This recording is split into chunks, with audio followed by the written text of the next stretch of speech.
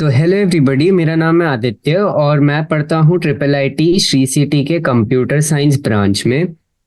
और हम अभी कंप्लीट कर रहे थे हाइड्रोकार्बन का एनसीईआरटी एग्जाम्पलर।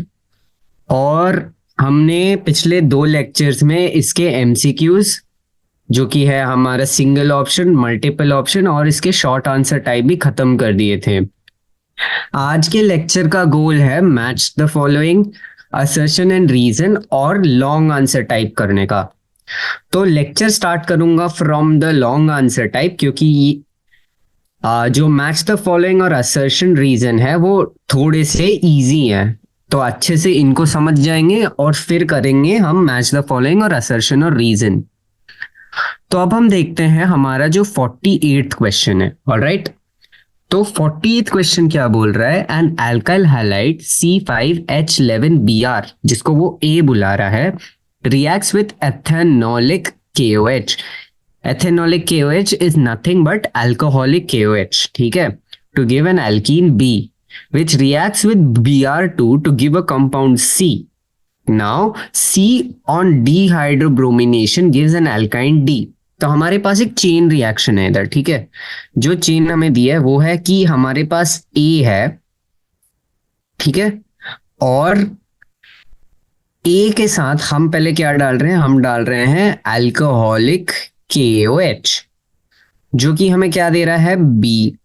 अब B में हम ब्रोमिनेशन कर रहे हैं Br2। Br2 को एक मीडियम चाहिए होता है, तो मान लो हम डाल रहे हैं CS2, ठीक है। CS2 को एक मीडियम की तरह यूज कर रहे हैं, जो कि क्या देगा, C देगा। फिर हमें डिहाइड्रो ब्रोमिनेशन करना है। अब डिहाइड्रो अल्काइलेशन जो है हैलोजिनेशन, डिहाइड्रो हैलोजिनेशन होता है किससे, अल्कोहलिक KOH से, सिंपल। और ये हमें देता है D। ओके, एक और चीज जो हमें दे रखी है ये है कि जो A है हमारा C5H11Br वर्क्स। ओके, आगे का देखते हैं। अब वो बोल रहा है, on treatment with sodium metal in liquid ammonia 1 mole of D gives 1 mole of the sodium salt of D। तो अब हमें क्या दिया, अब हमें बोला है D को हम भेज रहे हैं Na और लिक्विड अमोनिया के साथ, और ये क्या आ रहा है, हमें मिल रहा है सोडियम सॉल्ट ऑफ D और उसके साथ साथ ½ मोल ऑफ हाइड्रोजन गैस, ठीक है। ये रिएक्शन दिया है। अब वो बोल रहा है complete hydrogenation of D yields a straight chain alkane.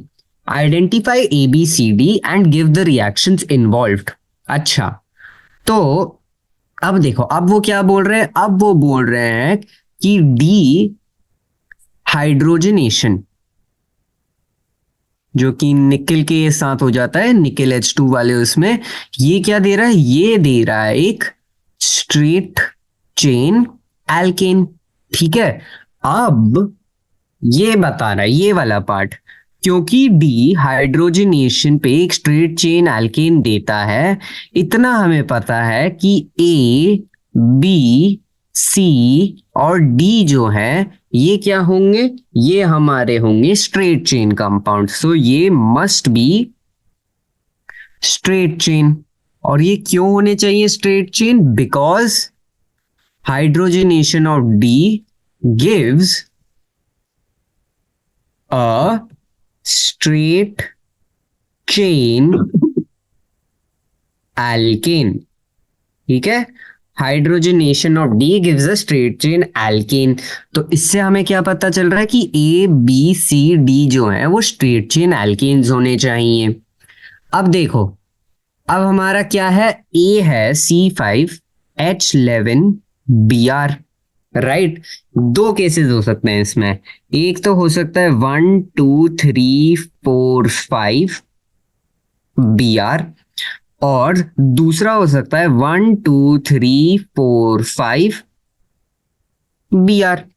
ये 2 पॉसिबिलिटीज हैं, राइट, 2 ही पॉसिबिलिटीज हैं। अब हमें इनके रिएक्शंस देखने, तो पहले में क्या हो रहा है, अल्कोहलिक KOH जा रहा है, राइट। तो ब्लैक कलर से दिखा देते हैं। तो यहां पर हम क्या करेंगे, इसका साइज तुम कम करो। हाँ, अल्कोहलिक KOH, उससे क्या होगा, ये वाली चीज क्या बन जाएगी, ये बन जाएगी ये, इसमें डिहाइड्रो हैलोजिनेशन होगा और तुम्हें ये मिल जाएगा। ठीक है, सिमिलर चीज हम करेंगे यहां पर जो कि देगा अल्कोहलिक KOH। तो तुम देख लो, ठीक है, ये वाला होगा और कहाँ आएगा बॉन्ड, बॉन्ड यहां आएगा। ठीक है, अब इसके बाद हम क्या डाल रहे हैं, इसके बाद हम ब्रोमीन डाल रहे हैं। ओके, तो अब हम डाल देते हैं ब्रोमीन, तो Br2, एक मीडियम चाहिए तो CS2 मीडियम माना है हमने। तो 1 2 3 4 5, और Br यहां आएगा और Br यहां आएगा। इस केस में अगर मैं डालूं तो यहां क्या होगा, ये यहां आ जाएगा इस पे और इस पे, तो ये इधर हो जाएगा और ये इधर हो जाएगा। ठीक है, अब ब्रोमिनेशन के बाद हम क्या कर रहे हैं, हम फिर से अल्कोहलिक KOH डाल रहे हैं। वेरी सिंपल, तो फिर से हम अल्कोहलिक KOH डालेंगे और ये अब क्या दे देगा, ये अब एक अल्काइन देगा। कहाँ, क्योंकि इन दोनों के बीच में, तो ये वाला तो यहीं दे देगा। ओके, सिमिलरली इसका देखेंगे तो this will give it here, इन दोनों के बीच में। ठीक है, अब देखो, जब हम लिक्विड अमोनिया डालेंगे, है ना, तो यहां पर हाइड्रोजन इधर बचा है, रेड कलर से दिखा देते हैं। ये वाला हाइड्रोजन जो है, जब हम लिक्विड अमोनिया के और सोडियम के साथ डालेंगे, ये हाइड्रोजन चले जाएगा और ये क्या दे देगा मेरे को, ये मेरे को ये दे देगा, है ना। और इस पे क्या होगा, यहां पर कोई हाइड्रोजन नहीं है तो यहां पर कुछ नहीं होगा, राइट। तो इससे हमें पता चल गया, इससे हमें क्या पता चल गया कि हमारा जो ये वाला सीक्वेंस है, ये वाला हमारा करेक्ट है और जो ये वाला है ये गलत है। तो सिंपली जो तुम्हारा ये है, ए है, ये होगा, ये बी होगा, ये सी होगा और ये डी होगा। ठीक है, A B C and D। तो हमें हमारे रिस्पेक्टिव ABCD मिल गए and that is how this question is done. Reactions ये हैं सारे, ये रिएक्शंस हैं इसके। ओके, अब नेक्स्ट क्वेश्चन पे आते हैं, 49th क्वेश्चन पे। This is also good question. ठीक है,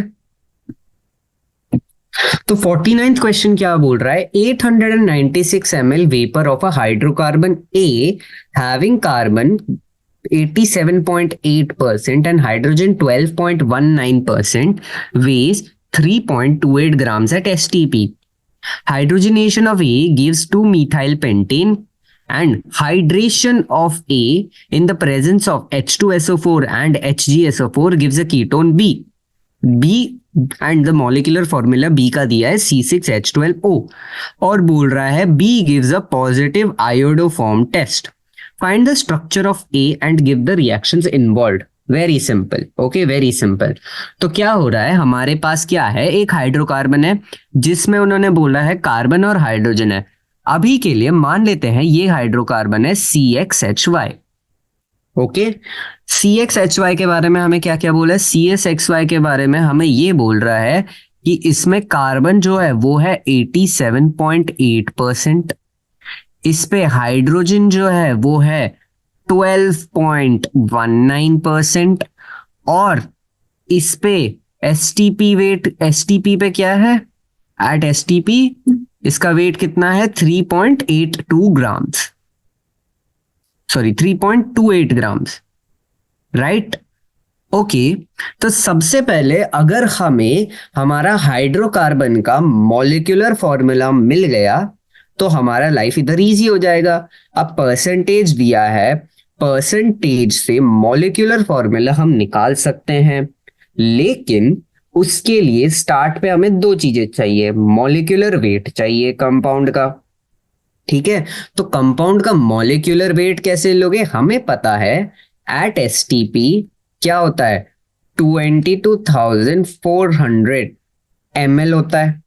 ठीक है, वॉल्यूम अब इन्होंने बोला है 896 ml का मास कितना है, 3.28। सो 896 ml का मास आ रहा है 3.28 ग्राम्स। और हम जानेंगे 22,400 ml में कितना मास होगा। बोल लो x। अच्छा, x ऑलरेडी हमने यूज कर दिया है, तो बोल दो इसका होगा m ग्राम्स। m क्या है, मॉलिक्यूलर वेट है। क्यों? क्योंकि हम एसटीपी पे बात कर रहे हैं, राइट। तो इससे हमें m कितना मिलेगा, 22,400 into 3.28 divided by 896। So sorry. अब तुम इसको सॉल्व करोगे तो ये आता है अप्रोक्सीमेटली 83.1 ग्राम। और क्योंकि ये मॉलिक्यूलर वेट है तो क्या आएगा, ग्राम पर मोल आएगा। तो तुम्हें क्या मिल गया है, तुम्हें तुम्हारे हाइड्रोकार्बन का मॉलिक्यूलर मास मिल गया है, जो कि है 83.1 ग्राम्स। Okay okay. अब आगे का पार्ट का देखते हैं। अब हमें क्या कैलकुलेट करना है, अब हमें कैलकुलेट करना है हमारा एम्पेरिकल मास, राइट। तो एम्पेरिकल मास के लिए हमें क्या चाहिए, हमें चाहिए एम्पेरिकल फॉर्मूला। तो अब हम क्या करेंगे, अब हम कैलकुलेट करेंगे एम्पेरिकल मास, एम्पेरिकल फॉर्मूला एक तरह से। और यहां क्या आ जाता है, यहां आ जाता है वो टेबल जो हमने सीखा था, राइट। अब टेबल में हमने क्या सीखा था, हमारे पास कार्बन है, हमारे पास हाइड्रोजन है। कार्बन कितना है, 87.8%। और ये कितना है, 12.19%। ठीक है। अब हम क्या ढूंढेंगे, तो पहला हेडिंग जो हम ढूंढेंगे वो हमारा होगा रिलेटिव रेशियो। ठीक है, लेकिन उससे पहले मैं एक और हेडिंग डाल देता हूं जो कि होगा मेरा एटॉमिक मास। एटॉमिक मास कितना है कार्बन का, 12, हाइड्रोजन का 1। ओके, अब हम ढूंढ लेते हैं रिलेटिव रेशियो। रिलेटिव रेशियो मतलब कितने एटम्स एक रिलेटिव उससे पर। तो यहां ये कितना होगा, ये होगा 87.8 डिवाइडेड बाई 12। और ये होगा 12.19 डिवाइडेड बाय 1। तो इसका आंसर कितना आएगा, इसका आंसर आएगा अराउंड 7.31। ओके, एंड इसका आंसर आएगा 12.19। ठीक है। अब इसके बाद हम क्या कैलकुलेट कर लेते हैं, हम कैलकुलेट कर लेते हैं relative number of atoms. Relative number of atoms में क्या करना है, सबसे छोटा जो है इन दोनों में से सबको डिवाइड कर दो। तो 7.31 ये कार्बन के लिए तो ये होगा डिवाइडेड बाय 7.31 जो कि आएगा 1। और हाइड्रोजन के लिए क्या होगा, 12.19 डिवाइडेड बाय 12.19, सॉरी 7.31। ये कितना आएगा, ये आएगा अराउंड 1.66। अब तुम्हें इसे होल नंबर में कन्वर्ट करना है। तो देखो, अगर मैं इसे 3 से मल्टीप्लाई कर दूंगा दोनों को, ठीक है, तो ये क्या आएगा, ये तो 3 आएगा, ये आएगा 4, 8, ये 8 आएगा, ये 1, ये 9, और यहाँ 1, ये 4.98 के करीब आएगा, जो कि हम अप्रोक्सीमेटली क्या मान सकते हैं, 5 मान सकते हैं। ठीक है। तो कार्बन के कितने एटम्स है, कार्बन के 3 एटम्स है, हाइड्रोजन के 5 एटम्स है। तो तुम्हारा जो एम्पेरिकल फॉर्मूला बनेगा, एम्पेरिकल फॉर्मूला कितना होगा, C3H5। ठीक है। और एम्पेरिकल वेट कितना होगा, 3 इंटू 12 प्लस 5 इंटू 1, जो कि कितना आता है, 41 के करीब आएगा, 41 आएगा। ठीक है। तो तुम्हारे को अब तुम्हारा एम्पेरिकल फॉर्मूला भी मिल गया और तुम्हें एम्पेरिकल वेट भी मिल गया। अब हम क्या करेंगे, कैलकुलेटिंग द मॉलिक्यूलर फॉर्मूला। और मॉलिक्यूलर फॉर्मूला कैलकुलेट करने के लिए हमें क्या चाहिए, हमें एक एन चाहिए होगा, राइट। कैसे, क्योंकि हमें पता है हमारा जो मॉलिक्यूलर फॉर्मूला है वो होता है हमारा एम्पेरिकल फॉर्मूला इनटू एन। और ये जो n है ये होता है हमारा molecular weight divided by empirical weight. तो बस सिंपल कैलकुलेशंस है अब। तो n कितना होगा, हमारा होगा मॉलिक्यूलर वेट मॉलिक्यूलर वेट अब कितना आया था हमारा, अगर हम देखें मॉलिक्यूलर वेट आया था 83.1 ग्राम्स, राइट। तो यही यहां पर भी होगा 83.1 ग्राम्स।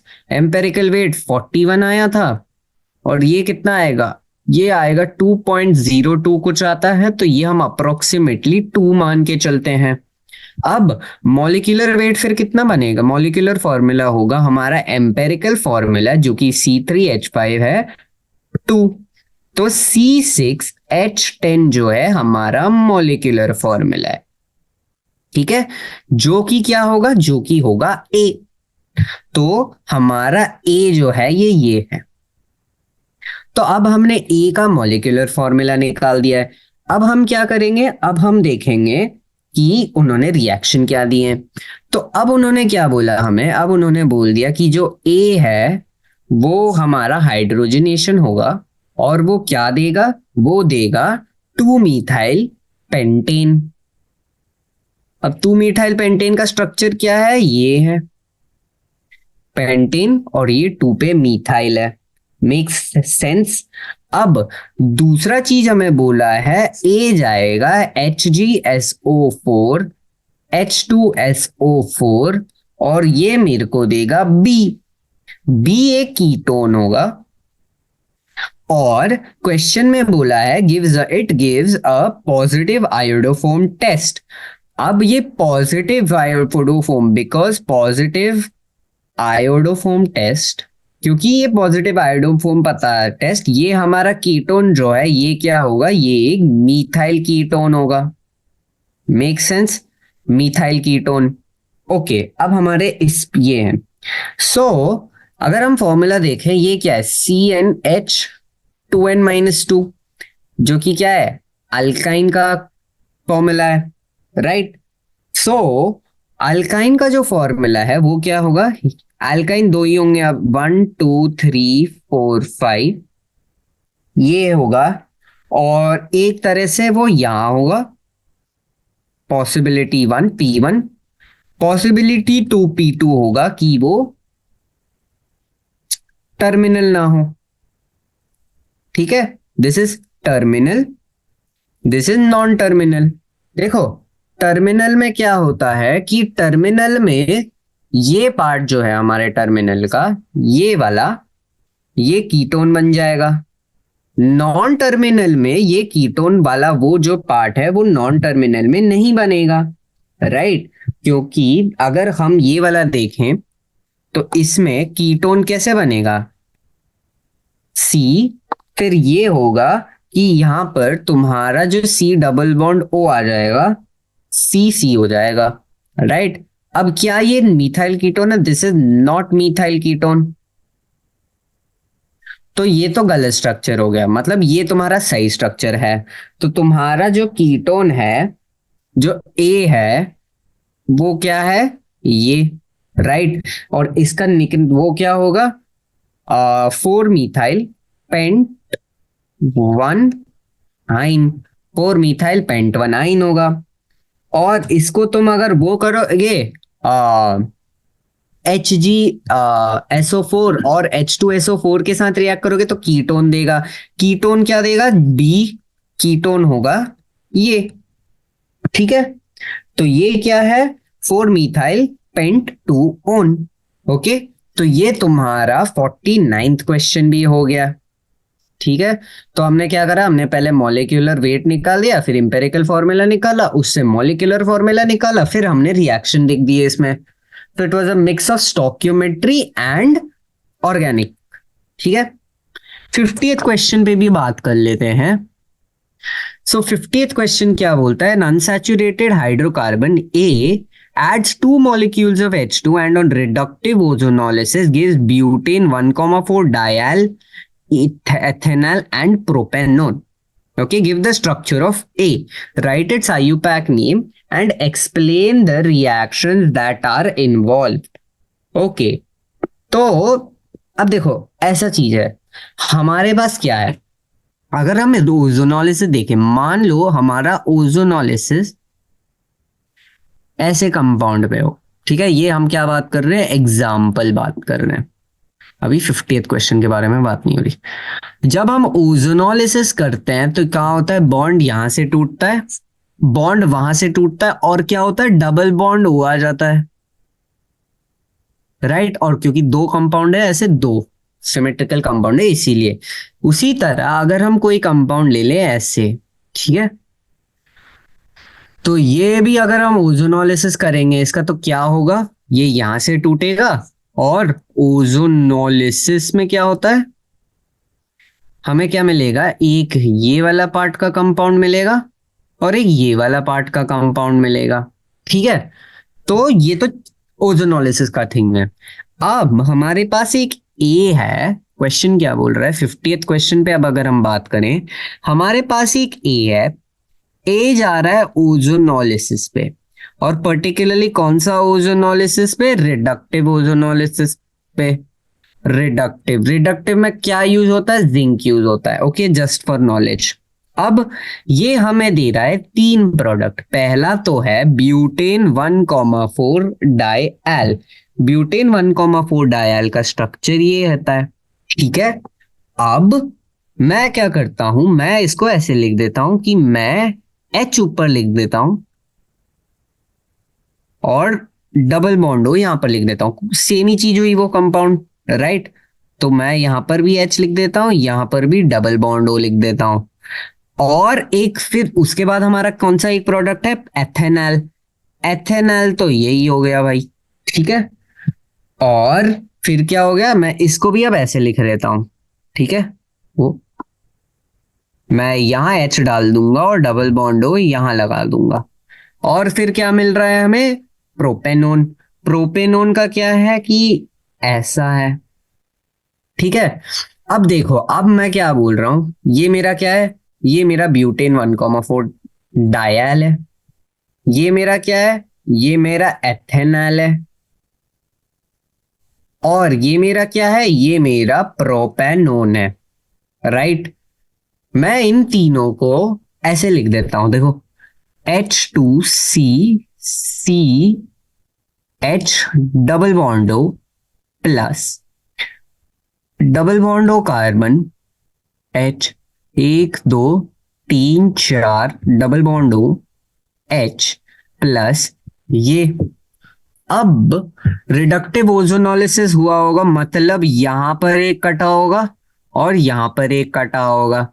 इन सिंपल वर्ड्स मेरा ए जो है होगा CH2CH डबल बॉन्ड CH, फिर ये वाला चेन, यहां पर डबल बॉन्ड C, ये मेरा ए है, ठीक है। This is the structure of A, ठीक है। अब तुम्हें ए का स्ट्रक्चर मिल गया, तो तुम्हारे को बस रिएक्शन बनाने हैं।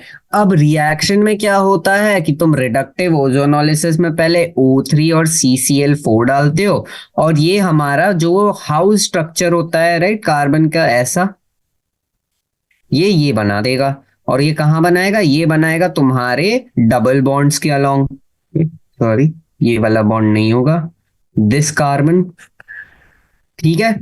अब ये ऐसे बनेगा, और फिर तुम जिंक डालोगे, और फिर क्या होगा कि ये टूट जाएगा ऐसे, और फिर यहां पर भी ऐसे, सो बॉन्ड तुम्हारे टूट जाएंगे सारे, एंड यू विल गेट जो तुमने ये वाले प्रोडक्ट्स देखे थे तीन, कौन से, butane 1,4 dial, ethanol and propanone, okay. तो ये है हमारा 50th क्वेश्चन। अब हम बात करते हैं about the 51st question, okay. 51st question, last part, last question, long answer type का। इट टेल्स कि we have in the presence of peroxide, addition of HBr to propene takes place according to anti-Markovnikov rule, but the peroxide effect is not seen in the case of HCl and HI. Explain why. तो अगर हम देखें propene क्या है, propene is simply this plus HBr peroxide, ठीक है। अब मैं peroxide की जगह यहां लिख देता हूं ROOR, मतलब मैंने peroxide का एक जनरल फॉर्मूला लिख दिया उधर। ये क्या देता है, ये देता है ये, we all know anti Markovnikov rule, पिछले लेक्चर में भी एक क्वेश्चन देखा था हमने इस पे। मैकेनिज्म क्या है इसका? मैकेनिज्म ये है कि हमारे पास इनिशियली क्या होता है, पेरोक्साइड है, और सबसे पहले ये जो फॉलो करता है, ये फॉलो करता है एक free radical mechanism. Free radical mechanism में वो क्या बोल रहा है कि हमारे पास है ROOR, जो कि पहले टूटता है और मेरे को दे देता है RO। ठीक है, अब क्या होता है, ये जो RO डॉट होता है ये HBr के पास जाता है, वो इधर आता है, और ये क्या होता है कि HBr में Br का रेडिकल बन जाता है और ROH फॉर्म हो जाता है। ठीक है, अब क्या होता है कि जो हमारा Br का रेडिकल है, Br का रेडिकल जाएगा हमारे एल्कीन के पास, जो कि मैं अब यहाँ ऐसे दिखा देता हूं। ठीक है, तो एल्कीन में क्या होगा, ये यहाँ आएगा, ये वाला यहाँ आएगा, बॉन्ड फॉर्म कर देगा, और यहाँ पर इसका बचा हुआ फ्री रेडिकल आ जाएगा। ठीक है, जो कि फिर क्या देगा, आर मतलब C और R हो जाएगा, राइट, क्योंकि खाली वाले में चले जाएगा वो, तो वो दे देता है RC, और यहाँ पर BR आ जाता है। ठीक है, ये वाला पार्ट ऑफ R, ये वाला पार्ट है जो है। ठीक है, और फिर ऐसे ही हमारा होता है। ध्यान पे देने वाली स्टेप का वो कहाँ है, ध्यान पे देने वाला स्टेप है ये, जब हमारा RO का फ्री रेडिकल HBr को अटैक करता है। ओके, अब आते हैं क्वेश्चन पे कि why does the peroxide effect not seen in HCl and HI। तो देखो, सबसे पहले जो बॉन्ड एनर्जी है HCl का, वो होता है greater than bond energy of HBr। मतलब HCl को तोड़ने के लिए जितना एनर्जी चाहिए, वो HBr को तोड़ने के लिए उससे ज्यादा है। अब क्योंकि ये है तो HCl टूट नहीं सकता है। अब HI का देखें तो बॉन्ड एनर्जी ऑफ HBr ज्यादा होता है बॉन्ड एनर्जी ऑफ HI से। ठीक है, मतलब HI तो टूटना चाहिए इजीली, HI ब्रेक्स। ठीक है, HI फॉर्म्स फ्री रेडिकल्स, लेकिन HI में दिक्कत क्या होता है, HI में दिक्कत ये होता है कि जो आयोडीन रेडिकल हैं, आयोडीन रेडिकल्स रश करते हैं टू फॉर्म I2, मतलब आयोडीन मॉलिक्यूल फॉर्म करते हैं। और हमने जैसे ये देखा, ये जो प्रोसेस है ना, अटैकिंग द डबल बॉन्ड, ये प्रोसेस आयोडीन में नहीं दिखाते हैं। That is form I2, they don't attack the double bond, they don't attack the double bond, और इसीलिए आयोडीन के साथ भी उसका रिएक्शन नहीं दिखता है जैसे HBr के साथ दिखता है। ठीक है, तो इन चारों क्वेश्चन को सॉल्व करके हमने जो हमारा लॉन्ग आंसर टाइप है उनको सॉल्व कर दिया है। लॉन्ग आंसर टाइप में उन्होंने थोड़ा सा हमारा जो स्टोकियोमेट्री है कंबाइन कर दिया, थोड़ा सा उन्होंने मैकेनिज्म पूछ लिए, और थोड़ा उन्होंने चेन रिएक्शन टाइप क्वेश्चंस पूछ लिए थे। So that completes this portion of the thing, long answer type. अब दो बचे और, matching type and assertion and reason type. Okay, तो मैचिंग का अगर हम एक्सप्लेनेशन मांगे तो पहला देखो ये है, okay, match the reagent from column 1 on reaction with propene give some product on 2। अब तुम्हें देखो ये दिया है, तुम्हारे पास इनिशियली प्रोपीन है और रिएजेंट R के साथ रिएक्ट करके ये प्रोडक्ट P देता है। ठीक है, कॉलम 1 तुम्हारे R हैं और कॉलम 2 तुम्हारे P हैं, तो तुम्हें देखना कौन से R के साथ तुम्हें कौन सा P मिल जाएगा। तो पहला वाला जो चीज है वो तो है रिडक्टिव ओजोनोलिसिस। अब रिडक्टिव ओजोनोलिसिस में क्या होता है, डबल बॉन्ड टूटता है, कहां से टूटेगा, यहां से टूटेगा। ठीक है, तो ये मैं यहां बना देता हूं ब्लू कलर से, यहां से टूटेगा, एक को इधर आ जाएगा, एक को इधर आ जाएगा। तो ये मेरे को क्या देगा, ये मेरे को देगा कुछ, एक तो ये वाला पार्ट प्लस ये वाला पार्ट। तो ये क्या है, ये हमारा फॉर्मेल्डिहाइड है और ये हमारा एसिटाल्डिहाइड है। तो जो हमारा 1 है वो हमारे D के साथ जा रहा है। ठीक है, KMnO4 और H2। अब एसिटिक मीडियम में जब हम KMnO4 और H डालते हैं तो ये क्या होता है, हमारा कार्बोक्सिलिक एसिड फॉर्म करता है, राइट। तो सेकंड वाला देखते हैं, acidic addition of KMnO4। KMnO4 है तो वो क्या देता है, वो हमें देता है एसिड, ठीक है। और कैसा एसिड देता है कि वो एक कार्बन कम कर देता है, ओके। तो कायदे से क्या होता है कि तुम्हारा CH3CH डबल बॉन्ड CH2 जो है वो यहां से टूटेगा, एसिड इधर आ जाएगा, ठीक है। और ये मेरे को क्या दे देगा, एसिटिक एसिड दे देगा, CHCOH, एसिडिक एसिड CH3। और उसी के साथ क्या दे देगा, CO2 दे देगा। तो ये वाला पार्ट जो उसका एसिड बन जाएगा और ये वाला पार्ट उसका CO2 बन जाएगा, तो तुम्हें acetic acid and carbon dioxide मिल जाएगा, विच इज ए। तो तुम्हारा सेकंड वाला matches with your option A, okay. Third वाला देखो, अब वो बेसिक मीडियम पे एडिशन हो रहा है with an OH, right. OH, OH में क्या होता है, basic medium addition of KMnO4, basic addition KMnO4 में क्या देता है, डायोल देता है, डायोल्स। और डायोल्स कहाँ होगा, अलोंग द डबल बॉन्ड होता है। तो ये तो सिंपल ये हो गया जो कि E है। तो तुम्हारा थर्ड वाला जो है वो जाता है E के साथ, ओके। तो हमने 1 2 3 कर दिया। 4 है हाइड्रोलिसिस। हाइड्रोलिसिस में क्या होता है, OH आता है, लेकिन एक ही मॉलिक्यूल है। तो ये कायदे से क्या होगा, OH माइनस अटैक होगा और ये मार्कोव-निकोव प्रोडक्ट देगा। और मार्कोव-निकोव प्रोडक्ट क्या है, मार्कोव-निकोव प्रोडक्ट ये आएगा, propane two all, propane two all जो कि C है। तो फोर्थ वाला जो है दैट मैचेस विथ C। बचा क्या, फिफ्थ वाला, और दूसरे साइड क्या बचा है, हमारा B बचा है। तो ये हो गया, ओके।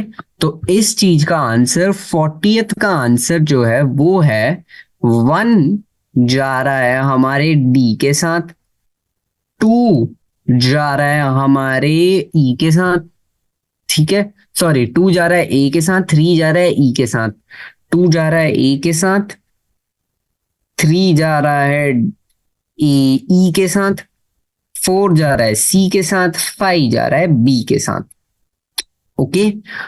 41st क्वेश्चन का आपको एक ही लॉजिक याद रखना है, जो कि क्या है कि more the branching lesser the boiling point, okay. Branching is inversely proportional to boiling point. ये याद रखते हुए आप ये वाला सॉल्व कर सकते हो। इसका आंसर क्या है कि जो 1 है वो जाएगा B के साथ, 2 है वो जाएगा हमारे C के साथ, और जो हमारा 3 है वो जाएगा E के साथ, ठीक है। 42nd क्वेश्चन पे अब बात करते हैं। तो 42nd क्वेश्चन क्या है, 42nd क्वेश्चन है बेंजीन के रिएक्शंस, ठीक है। अब हमने डिस्कस करा था पिछले लेक्चर में क्या, कि जो AlCl3 है वो होता है electrophilic, right. AlCl3 is electrophilic. तो वो क्या करता है, वो ये क्लोरीन उठा देता है, और क्या बन जाता है, वो क्लोरीन उठा के बन जाता है AlCl4 माइनस, राइट। बचा हुआ जो भी चीज होगा वो जाके हमारे बेंजीन से अटैच हो जाता है, एज सिंपल एज दैट, ठीक है। अब देख लो, पहला रिएक्शन है बेंजीन और Cl2, ये क्या होगा, AlCl3 के साथ जाएगा। तो यहां क्या फॉर्म होगा, अगेन AlCl4 फॉर्म होगा माइनस, और क्या बनेगा, Cl। अब ये जो Cl है ये जाके बेंजीन पे लग जाएगा, तो ये हमारा प्रोडक्ट ये बनेगा। और इसको क्या बोलते हैं हम, इसको हम बोलते हैं क्लोरोबेंजीन, राइट। तो तुम्हारा क्लियरली जो 1 है वो किससे मैच हो रहा है, D से मैच हो रहा है। इस रिएक्शन को क्या बोलते हैं, इसको बोलते हैं हम फ्रिडल क्राफ्ट रिएक्शन, ओके। अब देखो सेम चीज यहां हो रही है। अब क्या होगा, बेंजीन की जगह यहां Cl आया था, यहां क्या आ जाएगा, यहां CH3 आ जाएगा, ठीक है। CH3 आ जाएगा। और ये रिएक्शन क्या है, इसको हम बोलते हैं टाउलिन। ठीक है, टाउलिन बोलते हैं हम। तो टू जो है वो सी के साथ जाएगा। सिमिलरली बेंजोइन प्लस ये आएगा। अब CH3 CH double bond O बचा है, ये बेंजीन पे लग जाएगा। ठीक है, तो C double bond O CH3 बन जाएगा। ठीक है, मीथाइल फिनाइल कीटोन बनेगा ये। तो जो हमारा 3 है वो जाएगा B के साथ। फोर्थ में टाउलिन बचा है। ठीक है, और फिर हम टाउलिन मतलब ये जो स्ट्रक्चर है, दिस इज टाउलिन, हमने डिस्कस किया था।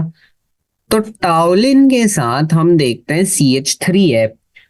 और हमने देखा था KMNO4 और NaOH, हम जब ये करते हैं तो जो भी बेंजीन पे अल्काइल ग्रुप हो, चाहे वो जितना भी बड़ा हो, वो COOH के साथ रिप्लेस हो जाता है, राइट। और क्योंकि वो COOH के साथ रिप्लेस हो जाता है, वो ये बन जाता है, जो कि क्या है हमारा बेंजोइक एसिड। तो फोर्थ हमारा किसके साथ जा रहा है, ए के साथ जा रहा है। तो टू सम इट अप हम देख सकते हैं हमारा जो 42nd है, 1 goes with D, 2 goes with C, 3 goes with B and 4 goes with A. Clear है? ठीक है, अगला वाला जो रिएक्शन है, ये हमारे को खाली पूछ रहा है कि कौन से टाइप का रिएक्शन क्या होता है। ओके, तो ये हम उधर ही सॉल्व कर देते हैं यहां पर। ओके, सबसे पहली चीज हम क्या ऐड कर रहे हैं, वाटर। वाटर एडिशन क्या होता है, वाटर एडिशन हमेशा होता है हाइड्रेशन, राइट। तो हमारा जो ए है 1 है वो हाइड्रेशन से मैच हो रहा है। ठीक है, फिर हम H2 ऐड कर रहे हैं, ये क्या है, हाइड्रोजन ऐड कर रहे हैं, हाइड्रोजनेशन बोलते हैं इसको। ठीक है, तो जो हमारा 2 जा रहा है वो ए के साथ जा रहा है।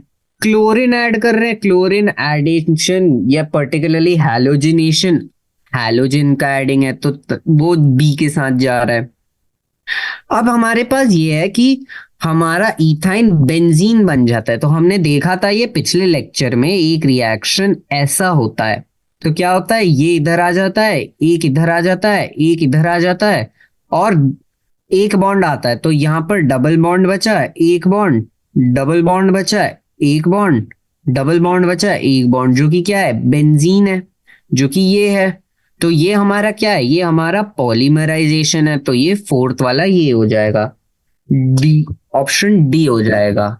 ओके, तो इसी के साथ अगर मैं देखूं कि मेरा आंसर क्या होगा, मेरा आंसर होगा 43rd के लिए, जो मेरा 1 है वो जा रहा है मेरे डी के साथ, जो मेरा 2 है वो जा रहा है मेरे ए के साथ, जो मेरा 3 है वो जा रहा है मेरे बी के साथ, एंड जो मेरा 4 है वो जा रहा है मेरे सी के साथ।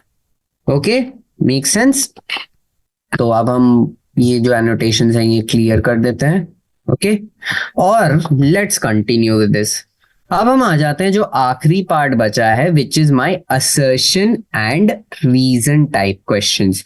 तो assertion and reason type questions में हमें क्या देता है, हमें एक असर्शन देते हैं जो कि एक स्टेटमेंट होता है बेसिकली, और एक रीजन देते हैं।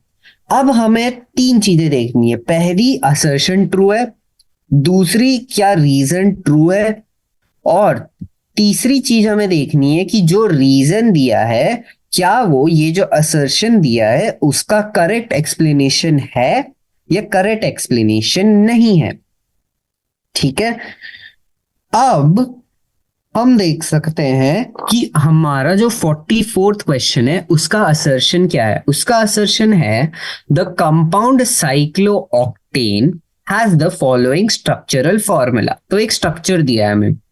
Now, it is cyclic and has 8 conjugated pi electron system, but it is not aromatic in nature. ठीक है, ये तो assertion है, statement ये है। रीजन दिया है 4n plus 2 pi electron doesn't hold good and ring is not planar। ठीक है, तो अब देखो, अब इसका स्ट्रक्चर बनाएंगे हम। तो इसका स्ट्रक्चर क्या है, ये है, ऐसा है। तो फिर ये कैसे बनेगा, ये ऐसे बनेगा। ठीक है, और अब देखो हम बात किस चीज के बारे में कर रहे हैं, हम बात कर रहे हैं एरोमेटिक कंपाउंड है या नहीं है। तो एरोमेटिसिटी मतलब कि वो एरोमेटिक है या नहीं, ये तीन रूल्स पे डिपेंड होता है। पहला, compound must be planar and cyclic in nature, ठीक है। दूसरा, it must have the complete delocalization of pi electrons, right. और तीसरा चीज जो है, it must have 4n+2 pi electrons, जो कि हम क्या बोलते हैं, इसको हम बोलते हैं हकल्स रूल, राइट। अब हमारा कंपाउंड देखो, कंपाउंड में सबसे पहले ये प्लेनर नहीं है, क्योंकि जो कंपाउंड का प्लेन है, कंपाउंड का प्लेन है ये, और क्लियरली जो ये पार्ट है कंपाउंड का और ये पार्ट है वो आउट ऑफ प्लेन है। तो ये कंपाउंड प्लेनर है? नहीं है। साइक्लिक है? हाँ है। Complete delocalization of pi electrons है, पॉसिबल है। और 4n+2, अब इसमें कितने इलेक्ट्रॉन्स हैं? दो, दो, दो, दो, 8 इलेक्ट्रॉन्स है। 8 होता है 4n, और 4n+2 नहीं है ये, तो ये कंडीशन भी सेटिस्फाई नहीं होती है, राइट। तो हम देख सकते हैं एरोमेटिसिटी के लिए कंडीशन 2 सेटिस्फाई नहीं है, इसीलिए ये कंपाउंड जो है ये क्या है, ये है नॉन एरोमेटिक। तो अब स्टेटमेंट क्या बोल रहा है, compound is cyclic and conjugated 8 pi electron system, yes, but it's not aromatic, that is correct. तो असर्शन इज करेक्ट और रीजन भी करेक्ट है। जब 4n+2 पाई इलेक्ट्रॉन्स नहीं होते हैं तो रिंग प्लेनर भी नहीं है और 4n+2 पाई इलेक्ट्रॉन्स भी नहीं है इसमें, दैट इज ऑल्सो करेक्ट। क्या reason is the correct explanation for the assertion? Yes, इसी रीजन की वजह से हमने अभी देखा था कि हमारा जो कंपाउंड है वो एरोमेटिक नहीं है। तो assertion and reason are correct. Reason is correct explanation of assertion. Okay, reason is the correct explanation of the assertion. So that is option number 1. This is my 44th question. Okay, option number 1. Okay, coming to the second question जो कि हमारा 45th question है। Okay अब हमारा 45th question का assertion क्या है, टाउलिन on Friedel Crafts methylation gives ortho और पैरोजाइलिन, ठीक है। तो टाउलिन क्या होता है, टाउलिन हमने पिछले ही क्वेश्चंस में देखा था। Okay let's complete. टाउलिन is this CH3। अब हम देख सकते हैं फ्रिडल क्राफ्ट मिथाइलेशन वाली बात। तो फ्रिडल क्राफ्ट मिथाइलेशन में वो बोल रहा है हम ऐड कर रहे हैं CH3Cl विथ AlCl3, ठीक है। अब रिएक्शन में क्या होता है, पहले ये बनता है CH3 और AlCl4, राइट, ठीक है। इसको रिएक्शन में फॉर्म में लिख देते हैं। इसका रिएक्शन फॉर्म होगा CH3Cl plus AlCl3 on reaction will give CH3 plus AlCl3 minus, ठीक है। नाउ टाउलिन देख लो, टाउलिन में होता है CH3 और ये क्या है plus R plus I group, मतलब ये क्या है, this is a ring activator. मतलब कि इसका ये क्या है कि ऑर्थो एंड पैरा डायरेक्टर है ना। हमने देखा है जो रिंग एक्टिवेटर होते हैं जो प्लस आर प्लस आई दिखाते हैं वो ऑर्थो पैरा डायरेक्टर होते हैं। मतलब अब मैं अगर रिएक्शन के प्रोडक्ट लिखूं, मतलब इसका एक प्रोडक्ट होगा ये ऑर्थो पोजीशन पे, और इसका एक प्रोडक्ट पॉसिबल जो है वो है इसके पैरा पोजीशन पे, right. This is ortho and this is para, correct. Okay now assertion देखते हैं फिर से। Toluene on Friedel Crafts methylation gives ortho para xylene. ये जब दो CH3 होता है इसको हम जाइलिन बोल देते हैं। ओके, तो ये ऑर्थोजाइलिन है और ये जो है हमारा, ये हमारा पैराजाइलिन है। ओके, तो हमने देखा ऑर्थोजाइलिन पैराजाइलिन मिल रहा है। यस, रीजन एक है, CH3 group bonded to increases the electron density at ortho and para position, that is why they are ortho para directors, है ना। तो हम यहां देख सकते हैं कि जो असर्शन एंड रीजन है are correct. Assertion and reason are correct. अब क्या इसी रीजन की वजह से जो असर्शन में हो रहा है? हाँ, that is also correct. So R is the correct explanation of A. तो ये क्या हो गया? ये हमारा ऑप्शन 1 हो गया। पिछले क्वेश्चन और इस क्वेश्चन का भी क्या है? ऑप्शन 1 है आंसर।